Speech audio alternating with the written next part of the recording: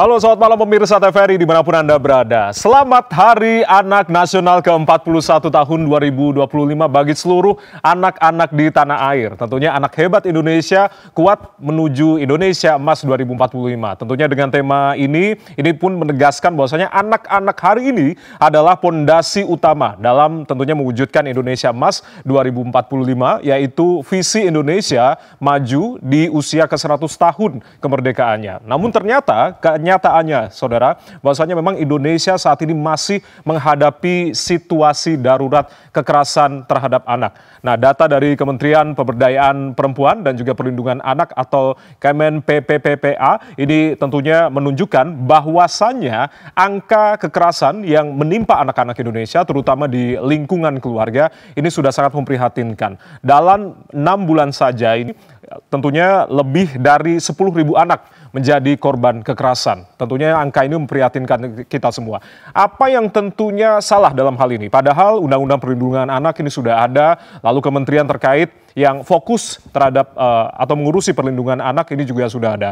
Dan bahkan sudah ada juga Komisi Perlindungan Anak Indonesia. Nah, tapi mengapa kemudian anak dengan kekerasan atau angka kekerasan pada anak ini tidak juga turun? Malam hari ini kita akan tentunya dapatkan jawabannya di Arah Angin TVRI bersama saya Ardianto Wijaya. Kita ambil judul Hari Anak Nasional 2025 Tumbuh Tanpa Luka. Sudah bergabung bersama kami di studio. Kita akan sapa satu persatu. Di sebelah kanan saya ini tentunya yang awet muda karena setiap kali bertemu dengan beliau selalu panggilannya ada Kak Seto Mulyadi, ketua dari Lembaga Perlindungan Anak Indonesia, bersama dengan si Komo. Kak Seto, selamat malam. Selamat malam. Selamat Hari Anak, Kak Seto. Iya, terima kasih. Terima kasih sudah hadir di sini. Ada si Komo juga sepertinya ya, yang selalu hadir tentunya setia bersama dengan Kak Seto.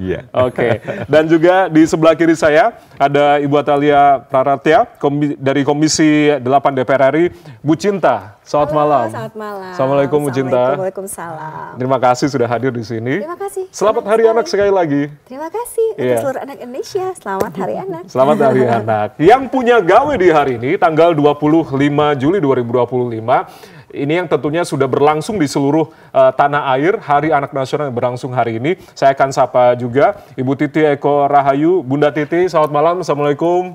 Selamat malam. Assalamualaikum. Selamat Hari Anak Nasional untuk anak-anak di seluruh Indonesia. Baik, ucapan langsung dari Sekretaris Menteri Pemberdayaan Perempuan dan juga Perlindungan Anak. Langsung ya Bu Titi ya. Tidak hanya berlangsung di Riau saja dipusatkan, tapi ternyata ini tersebar di seluruh Indonesia. Betul. Biasanya kan hanya sentralistik saja, satu titik saja. Langsung saja saya ke Bunda. Bunda, apa kemudian yang menjadi makna dari tema kita di Hari Anak Nasional 2025 ini? Anak hebat Indonesia kuat dengan tagline Anak Indonesia bersaudara. Nah, ini bagaimana kemudian diterjemahkan? Iya. Tadi sebenarnya Mas Jaja ya, Mas Jaya, maaf, ya. Mas Jaya sudah menyampaikan bahwa ini bukan sekedar slogan ya, tapi ini menegaskan bahwa anak-anak ini memiliki peran yang sangat besar untuk mewujudkan Indonesia Emas 2045.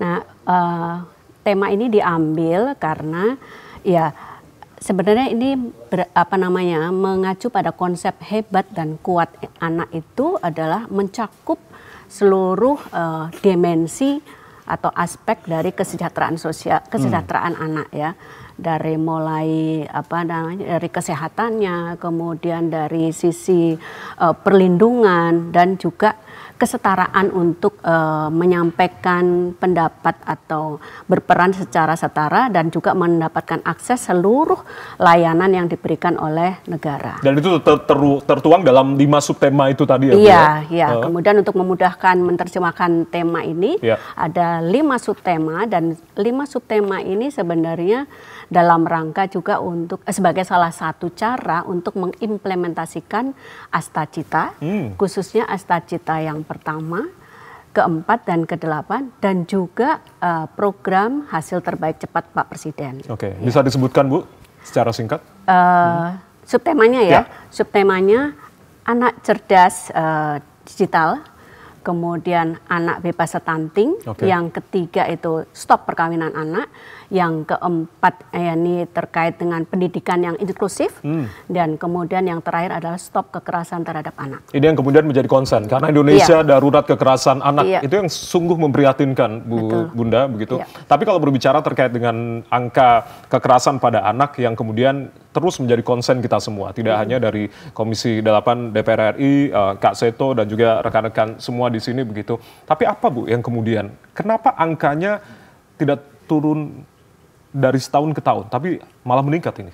Iya, kalau boleh saya ceritakan terkait dengan survei khusus untuk mengukur prevalensi kekerasan terhadap anak melalui survei pengalaman hidup anak dan remaja nasional, angkanya menunjukkan bahwa 1 dari 2 anak Indonesia pernah mengalami kekerasan. Ini kan luar biasa ya. Artinya 50% dari anak yang jumlahnya sekarang hampir 80 juta itu pernah mengalami kekerasan. Namun catatannya masih hanya sekitar sampai hari ini ya, saya cek itu di web kami, di aplikasi Sistem Perlindungan Perempuan dan Anak, Simponi PPA itu, ada sekitar 9.900 kasus anak. Kasus kekerasan terhadap anak yang korbannya itu hampir 10.200. Artinya ini sebenarnya masih 0,01% anak yang mengalami kekerasan yang sudah ditemukan oleh negara. Ditemukan dan kemudian dilayani. Artinya masih sekitar 99% lebih anak yang menjadi korban kekerasan ini belum ditemukan. Fenomena gunung es artinya? Iya, betul. Gitu. Memang catatan kasusnya tiap tahun meningkat. Dan ini ya lebih yang tadi saya sampaikan. Sampai hari ini pas Hari Anak Nasional, puncak Hari Anak Nasional 23 Juli, ini kasusnya sekitar 9.900 lebih. Gitu. Jadi dari 16 ribuan kasus kekerasan, 62% itu adalah kasus kekerasan terhadap anak. Dan terbanyak kasusnya itu adalah kasus kekerasan seksual. Kejadiannya paling banyak juga di rumah tangga dan sekolah. Jadi akar masalahnya di mana, Bu? Akar masalahnya ya dari keluarga, kemudian juga lingkungan ya, lingkungan dan termasuk ya ancaman digital, ya kan, media gitu. Ini juga yang saat ini menjadi concern ya dari pemerintah, bagaimana memberikan perlindungan kepada anak di ranah daring. Karena ternyata kasus kekerasan atau kasus-kasus yang membahayakan anak di ranah digital itu kan juga sangat tinggi ya. Oleh karena itu kementerian juga salah satunya concern terhadap anak cerdas digital, itu yang kemudian saling berkoordinasi dengan kementerian-kementerian lain terkait dengan Komdigi juga ya, berarti ya, Bu ya? Baik. Padahal minimal 6 kementerian yang terkait. 6 kementerian terkait ya? Iya. Kementerian Dikdasmen, Kementerian Agama, dan beberapa kementerian. Oke, saya langsung ke Bu Cinta. Bu Cinta, kalau berbicara, ini sungguh mengkhawatirkan ya, angka 50% ini tadi, satu dari dua anak ini. Yang kemudian menjadi concern kita semua, tidak hanya dari kementerian terkait dan juga mungkin Bu Cinta dan rekan-rekan dari Komisi 8 DPR RI. Jika mengurai, tadi sempat dijelaskan secara singkat, tapi apa yang kemudian DPR melihat dari angka kekerasan terhadap anak yang selalu menjadi darurat ini? Yang saya lihat adalah sesungguhnya pertama keseriusan ya. Keseriusan dari semua pihak, karena kita melihat selama ini, nah sebelum ini ini sepertinya Kemen PPA itu bergeraknya sendiri gitu. Karena masing-masing mungkin punya program masing-masing, tetapi mereka juga sendirian.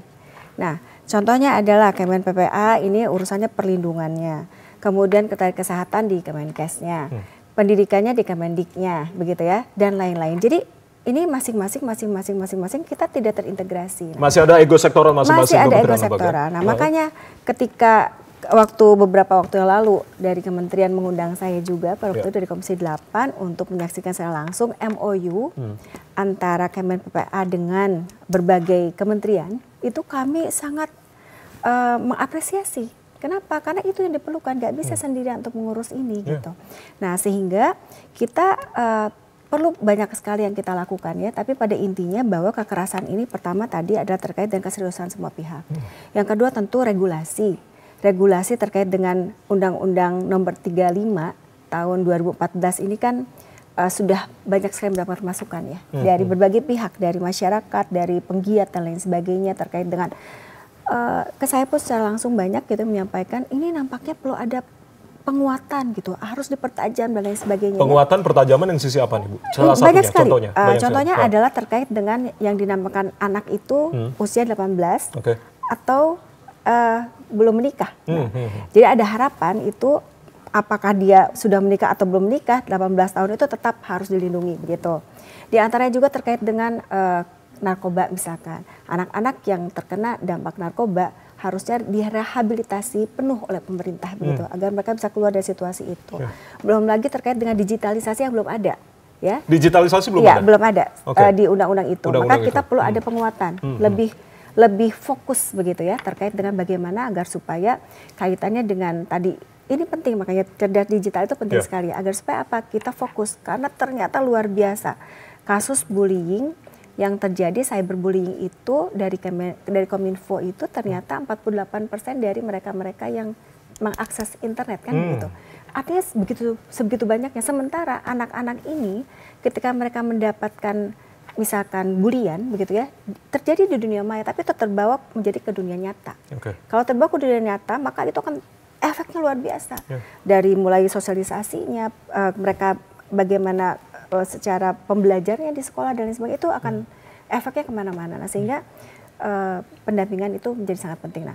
Nah tadi ya 2. Yang selanjutnya adalah tentu kerjasama semua pihak, ya terutama keluarga. Karena benteng utama kita bagaimanapun juga adalah keluarga, ya. Kita tidak bisa menghindarkan hal-hal seperti itu ya. Dalam arti bahwa wah sekarang lingkungan yang lebih utama.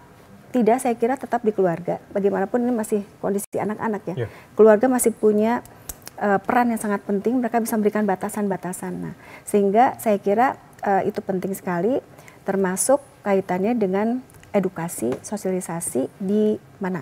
Di rumah tangga, di sekolah, dan juga di lingkungan. Gitu. Peran keluarga menjadi sangat penting begitu. Betul. Untuk kemudian menjadi kunci. Tapi Bu Cinta berbicara terkait dengan aturan untuk anak cerdas digital ini tadi, apakah kemudian sudah didorong oleh Komisi 8 DPR RI? Kami sedang terus membuka diri untuk mendapatkan informasi-informasi dari berbagai pihak. Tentu saja kami melakukan berbagai pendekatan, menampung aspirasi, termasuk kami juga bersyukur karena ternyata aspirasi tersebut juga sudah ditangkap oleh Komisi 1 ya, bersama dengan Kominfo-nya terkait dan bagaimana kemudian wacana terkait dengan pembatasan usia untuk mengakses media sosial itu akan digodok terus gitu. Saya kira ini perlu kita dorong bersama-sama begitu ya, meskipun ternyata tidak semudah itu kan, karena masuk ke ruang digital itu kan bisa dari mana saja. Bisa kapan saja gitu. Jadi sehingga memang batasan-batasan ini yang saya dengar itu baru bahwa yang akan mendapatkan mungkin semacam peringatan itu adalah platformnya gitu. Sementara kita berharap justru kita semua pihak ini yang harus bekerja sama sehingga semuanya bisa membatasi anak-anak ini gitu. Karena bisa saja mereka menggunakan wajah orang lain ataukah menggunakan umur orang lain begitu sehingga mereka bisa serta-merta ikut serta dalam kegiatan di jaringan sosial seperti itu. Nah, jadi saya kira ini perlu kerjasama semua pihak. Perlu kerjasama semua pihak, termasuk salah satunya dari LPAI, Kak Seto. Ini rasa-rasanya kompleks begitu. Memperingati Hari Anak, kita berbicara juga kemudian bagaimana perlindungan terhadap anak ke depan.